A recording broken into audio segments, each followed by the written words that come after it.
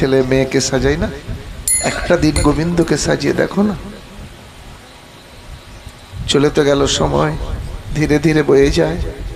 যখন চোখে দেখতে পেলাম, গোপাল আমি তোমাকে কোনোদিন সাজাই না,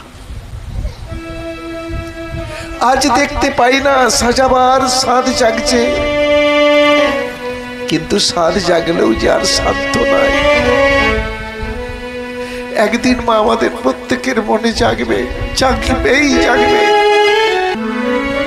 সেদিন মনে জাগবে একটু জপ করার, সেদিন মনে জাগবে একটু গোবিন্দ সেবা দেওয়ার, কিন্তু আর সেদিন কিচ্ছু করার থাকবে না। কারণ কৌমার আচরিত প্রাজ্ঞ,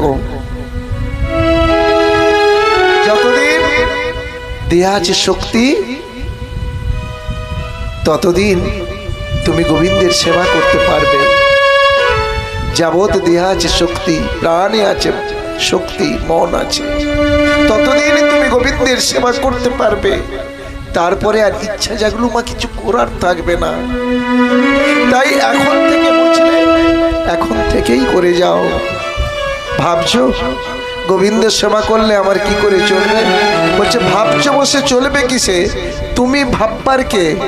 যার ভাবনা সবকিছু তিনিই ভাববেন, তুমি ভাবো না তাকে বলো রাধে রাধে রাধে রাধে। আমরা বলি না হরি হরি করলে চলবে? জপ করাতে ইচ্ছা হয়, ভগবানের সেবা করার ইচ্ছা হয়, কিন্তু চলবে? বলছে হ্যাঁ। বলছে তুমি ভাবো না তাকে, তোমার সব ভাবনা তিনি ভাববেন।